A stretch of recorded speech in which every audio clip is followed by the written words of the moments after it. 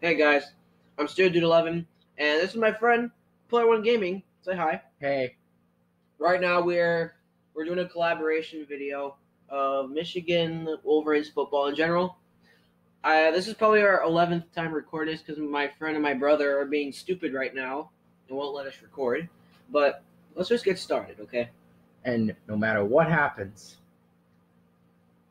I don't know. We're just gonna go. Okay, so I'm getting some information off the magazine that I bought. And I'm also getting magazine stuff off my phone if I look it up.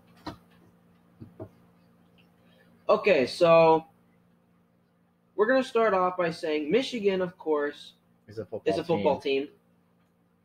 And the Michigan Wolverines, and they have the most wins in college football history, or approximately 940 and approximately 330 losses.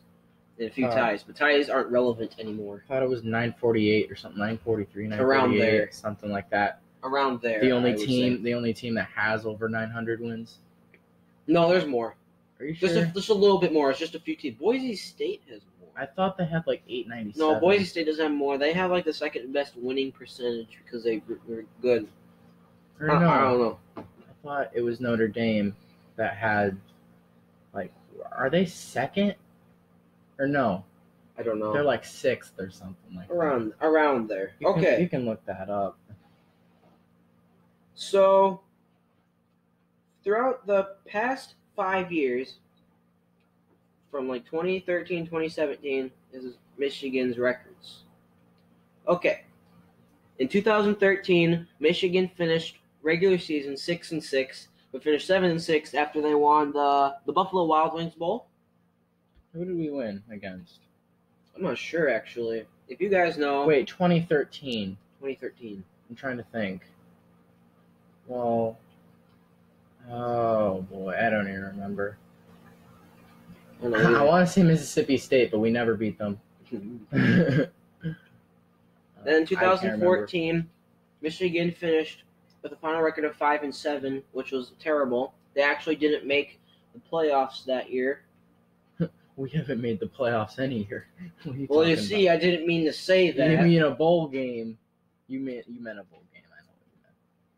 I meant the bowl game. Yeah, I made a bowl game, and that was Brady Hoke's final year. In 2015, Jim Harbaugh came.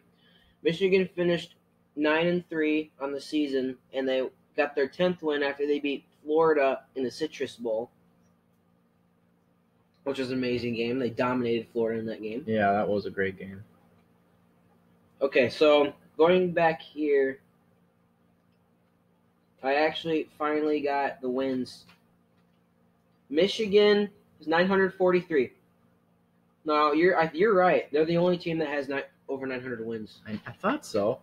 Who's in second? Texas and Ohio State at 898. So they're close. Okay, yeah, they're close to 900. They only need to win 2 games next season. They'll be in the 900 club with Michigan. Yep. Okay, well, anyways. So then the next season, 2016, Michigan finished regular season 10-2, and then they finished 10-3 after they lost against Florida State in the Orange Bowl, which Michigan in that game was losing 20-6 at halftime. Michigan came back, and it still wasn't enough. Yeah, we lost by 1, I thought. Was it 1 point? It was 1 point. It was 33-32. Yeah, I thought so. All right, then in 2017, last season, Michigan finished regular season 8-4, and then they finished 8-5 after they lost the Outback Bowl against South Carolina. Michigan, at one point, had a 19-3 lead, but South Carolina came back and won that game. 26-19? Yeah, around there. Yeah, maybe it was something else. I think it was 26. It was 24. No, I think it was 26. I don't know. It could be 24. So overall, in the past... 5 years, Michigan's gotten a lot of wins. Mostly. 2014. They've gotten 40 wins in the past 5 years. 2014's a disappointment. Of course. And I don't want to remember that year because it was so bad. And I think they lost to both Rutgers and Maryland that year. Because that was Rutgers and Maryland's first year in the Big Ten. We also got shut out by Notre Dame. Yeah, in that year. Yeah. Brady Hoke started to be bad. Well, he did great first year. Led us to a Sugar Bowl win against Virginia Tech in a game we probably shouldn't have won, but we won anyway. Yep. That was what did they call it? A National Bowl game at the time, because it was before the playoff system. That was before the playoff system. Yeah. Wasn't 2014 the first year of the playoffs? I don't remember. No, it was 2016, wasn't it? No, because Alabama won in 2015. Oh. Well, okay. Well, I don't know. I was thinking 2016 was the first year because Michigan did so well and they almost made the playoffs. I was like, are we going to be one of those first teams to ever make it? But I guess not. So there's a lot of hype for the 2018 Michigan Wolverines season. I think there's more hype for Shea Patterson than the entire team. Yes. To be honest. Some people could hype about how Michigan's defense, some are saying they're going to be better than last year.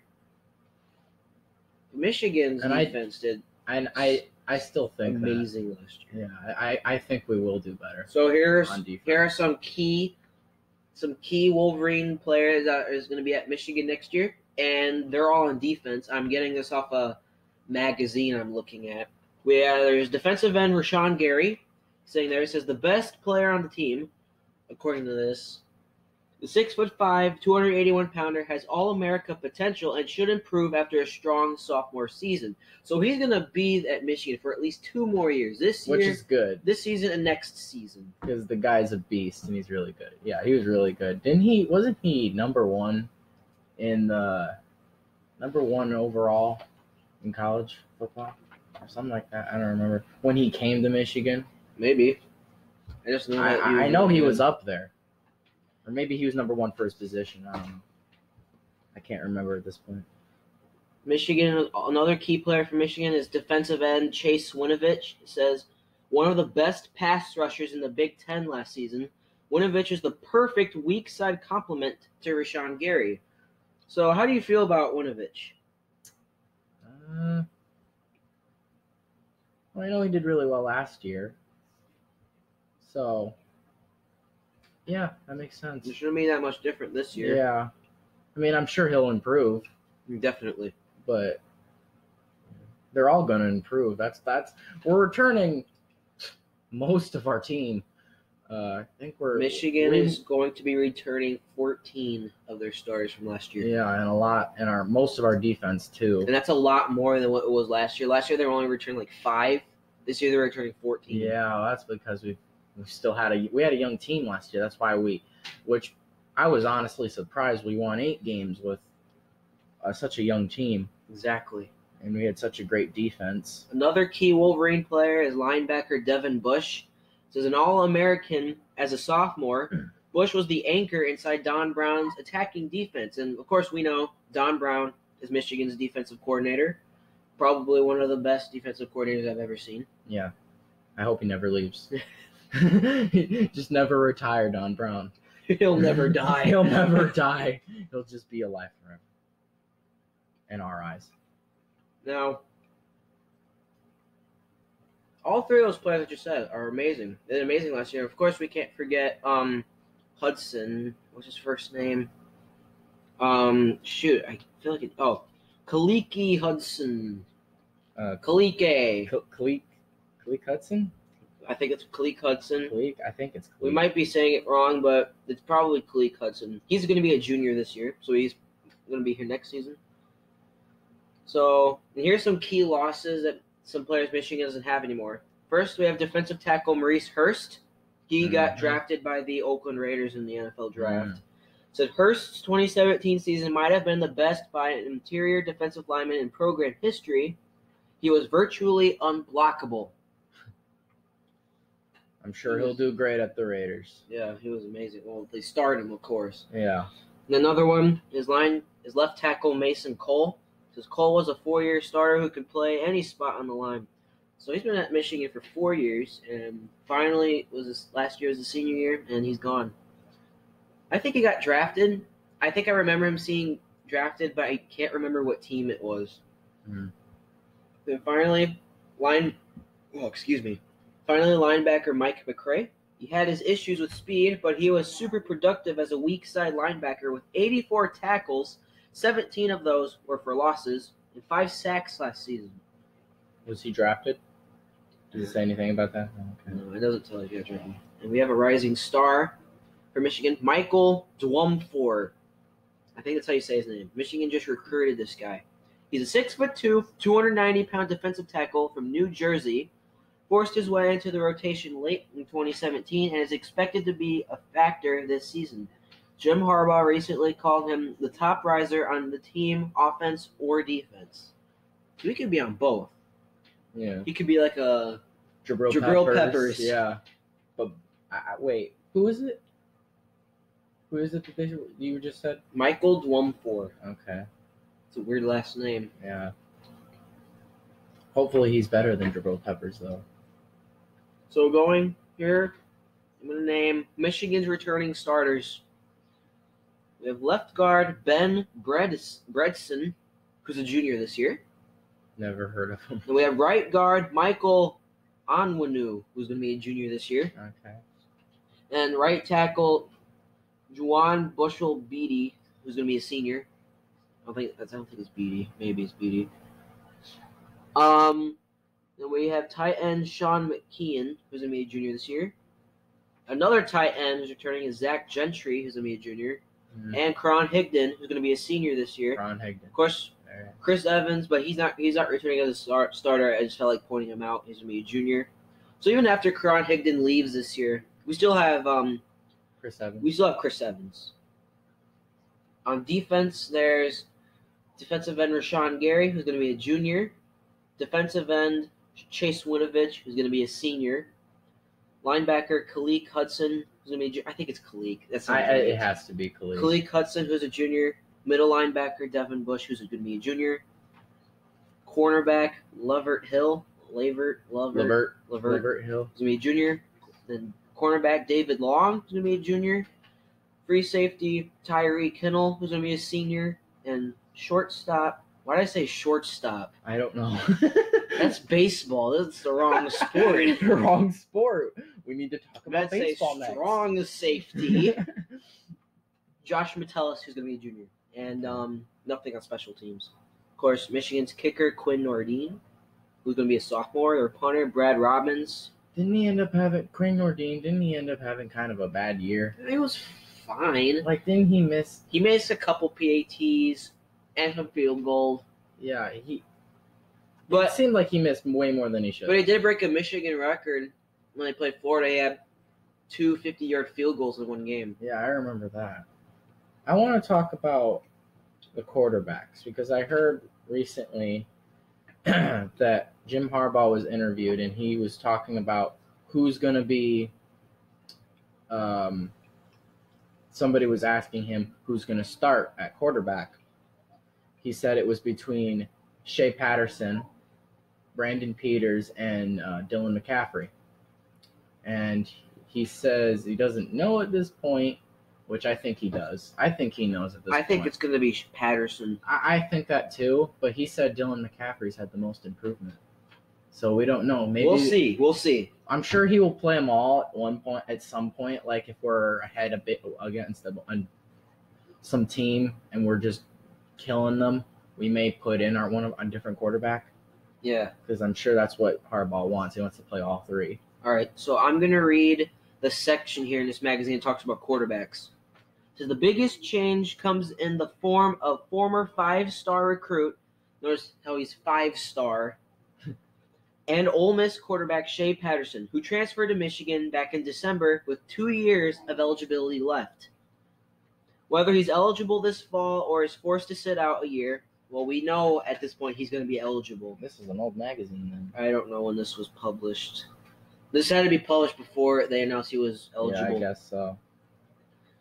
Says whether he's eligible this fall or is forced to sit out a year like a traditional transfer was not, known as Michigan, went through spring drills. Despite the uncertainty, Patterson impressed his new coach. Shea's practicing well, Harbaugh says. He's going about his business, taking care of it nicely. He's controlling what he can control, and we're treating it the same way as a coaching staff and as a team. Michigan quarterbacks combined for just 9 touchdown passes in 2017, fewest since 1975. Huh. Wilton Spate is gone, which leaves inexperience everywhere. Brandon Peters has 4 touchdown passes and 4 career starts. Dylan McCaffrey and Joe Milton have never played. Patterson outpaced Michigan's entire pass offense by himself last season in just 7 starts at Ole Miss with 2,259 yards and 17 touchdowns. If he is deemed ineligible, Michigan has to simplify its offense and figure out how to keep someone standing in the pocket. We need a good offense. So look at these stats. A statistic that they said is sad.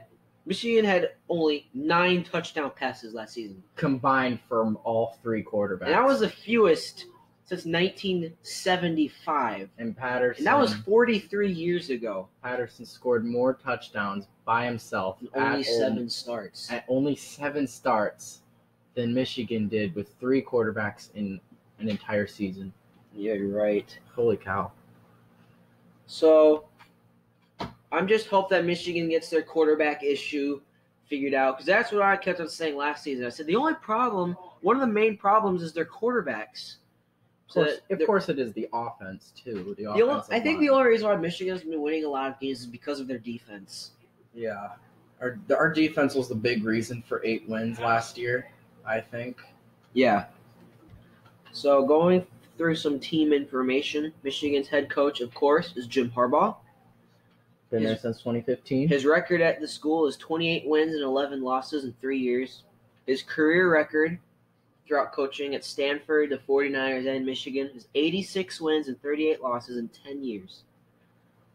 He hasn't announced who the offensive coordinator is going to be yet. Or maybe he did, but he's uncertain of who it's going to be. And, of course, their defensive coordinator is Don Brown. They're located in Ann Arbor, Michigan.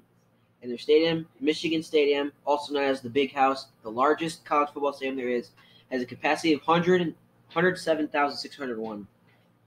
Dude, there's like a whole building. They can probably fit more. I've heard 110,000 more for some games. So now, look, we're going to look at Michigan's schedule for 2018. Next season, Michigan is going to have, let me count, 5 away games. And those are going to be against Notre Dame, Northwestern, Michigan State, Rutgers, and Ohio State. All of their other games are at the Big House. So out of all of those away games, which one do you think is going to be the easiest? Notre Dame, Northwestern, Michigan State, Rutgers, or Ohio State? Rutgers. I can think of that because, of course, the last time Michigan played Rutgers at Rutgers, Michigan won 78-0. The hardest will obviously be Ohio State. Yeah, I was about to ask that question. Yeah. What do you think is going to be the hardest?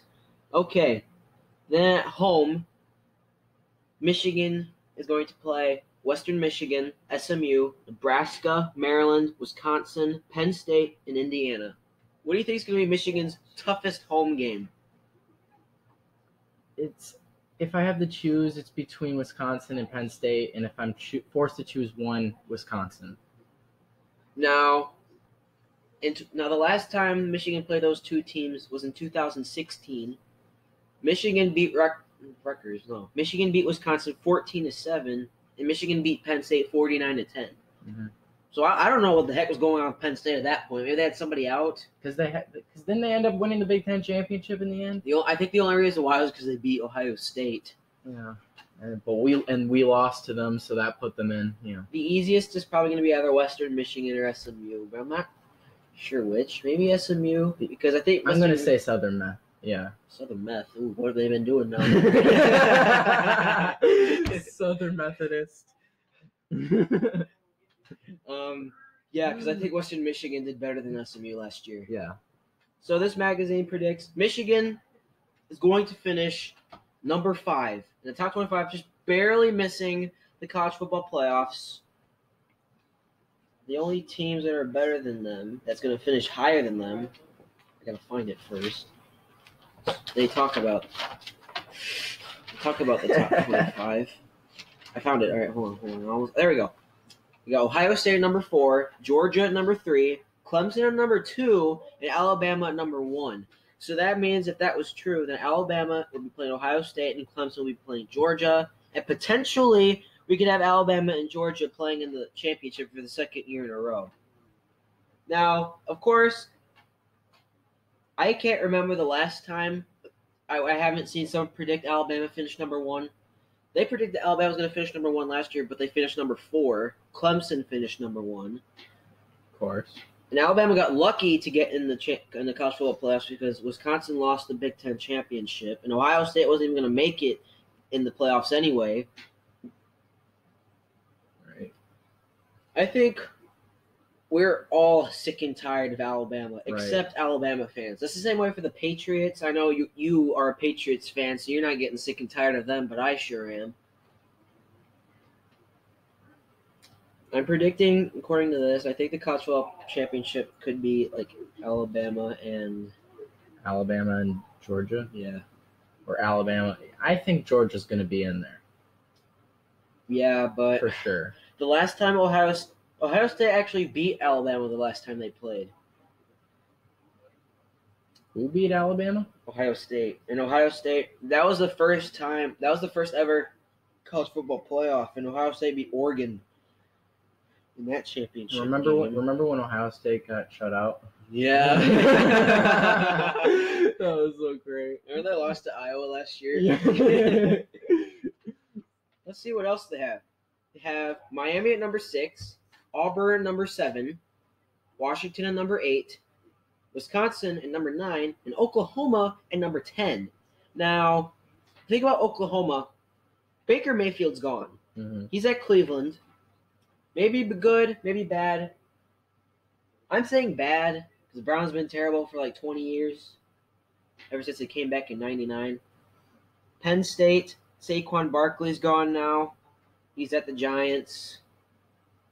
Giants are going to do bad. No, I was kidding.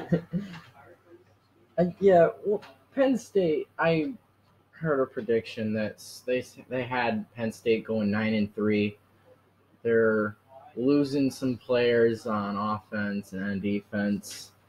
They lost their running back. Same thing with they still have Trace McSorley, Penn State, so that's one positive for them. I'm sure they'll have a good offense. So going back down the list, they have Penn State at 11, Michigan State at 12, Florida State at 13, Mississippi State at 14, and Notre Dame at 15. Now, Florida State, despite having the noise is gone now. Yeah, the noise is gone now. I don't know if it'll pick up in the video, but it might be there. It's back. That was weird. Florida State, despite them finishing 7-6 last year, and not even being ranked, they're giving them a chance, number 13, because Jimbo Fisher's gone. Now he's at Texas A&M. Now the old Oregon coach, Willie Taggart, is at Florida State. Do you think Florida State's going to do any better than 2017? They have to. I think so, too. I don't think they can get any worse. They can. They can get worse, but they won't. They're only going to get better. You're right. Unless they finish with a losing record. Unless they lost a ton of players, which wouldn't make sense anyway because they already had a bad year. They had some really good players on defense that got drafted. Because they came off a decent year in 2016, and then 2017 they had a downward spiral, and then they have to get better. They have to. Now going back to let's go to Notre Dame. So last year finished 9-3. They get a spot. I don't remember what bowl. Was it Citrus Bowl? Notre Dame. I thought they played in the Alamo Bowl. No, I think it was Citrus. They played against LSU. That's all I know. Anyway, they beat LSU. Actually, I think I can go to because for some reason I have this whole thing about Notre Dame here. Yeah, Citrus. I was right. Yeah, because I remember it was like a bowl game Michigan was in. Yeah, and they beat Florida. They beat LSU, and wasn't it like a last-second play? It was like on the last play they scored. There was like about a minute left, and then Notre Dame won. The Notre Dame won with this touchdown with a one-handed grab. Yeah, I just grabbed it, pulled it in, ran it in. This was a good play. I don't like Notre Dame, but that was a good play. I was watching it with my stepdad. Of course, he's a Notre Dame. He's a Notre fan. Dame fan, and I was very angry, but I couldn't show my anger because earlier that day Michigan just lost to South Carolina, so I was already upset, and I was like, if Notre Dame could lose, that would make my day a little bit better. And then, of course, my day had to end on a negative note. I called you. I was mad. I was so mad. I don't know how we let that game go. Anyway, all right, enough about that. Let's go back down the list. We have Virginia. They have Virginia Tech at 16, Florida at 17. Florida at 17? Florida at 17. I don't know. Stanford at 18, Boise State at 19. Now, the biggest surprise is Florida.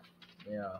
I think they finished 4-8 last year. Heck, Vanderbilt finished better than them. They finished this because coming off that win for Michigan against Florida, everyone thought Michigan was going to do really well, but Florida ended up doing awful. So the win was basically it would have been embarrassing. Well, Florida was ranked at that point. We didn't know how bad they were going to be. Yeah, we didn't know how bad they were going to be. It was our only ranked win, but it really doesn't matter anyway. And also they said, the only reason why Florida lost is because they had like 5 players suspended. They didn't have a factor. I think I actually saw a thing. I think I saw that more Florida players are getting suspended for next season. Why? I don't know. I didn't feel like looking into it. It was like 2:30 at night. Or I meant to say in the morning. All right. Finishing off the list, Texas at 20, USC at 21, West Virginia at 22, Oregon at 23, TCU at 14, or 24, not 14, and finally Texas A&M at 25. Now, USC, I don't think they're going to do as good as they have been doing because Sam Darnold, their quarterback, is now at the Jets. And they have been finishing at 21, which I think is agreeable, which I don't know how good their quarterback's going to be now. I don't even know who it's going to be. They said there's a quarterback question. It could be sophomore Matt Fink and Jack Sears. That's a good store, Sears. Even though they're all closing down. Yeah, that's so sad. Yeah, I care so much. And then there's 130 teams in college football, and they said the worst is going to be UTEP, University of Texas El Paso. And, of course, because they went defeated last year. They didn't win a single game. 0-12. 0-12. The Cleveland Browns. Cleveland Browns of college football. This magazine's predicting the worst Power 5 team is going to be Kansas. What do they say about the Big Ten? Well, I'm going to go to that. Okay, so going to the Big Ten. Let's keep it focused on the Big Ten, too. Yeah, because this is the main thing we're talking about. Other colleges as well. Okay, so let's go through the Big Ten East first. First place, they have Ohio State finishing 12-1, 8-1 in the Big Ten. It says the highlight of the non-conference slate is a date with TCU in Arlington, Texas. Michigan played Florida there last year. The Buckeyes don't play Wisconsin or Iowa from the West. Lucky. So they say 12-1, 8-1 in the Big Ten. So who's that one Big Ten loss going to be? Penn State, Michigan State. Maybe Michigan. Maybe. Rutgers. Just kidding, no. Upset of the century here. Illinois. Northwestern. Now, second place in the Big Ten East is Michigan. They have them finishing 10-2, 7-2 in the Big Ten. The trip to Notre Dame will highlight the Week 1 slate. Wolverines play Nebraska, Northwestern, and Wisconsin from the West. Yeah, I think that Notre Dame game is going to really mean something to the season. It'll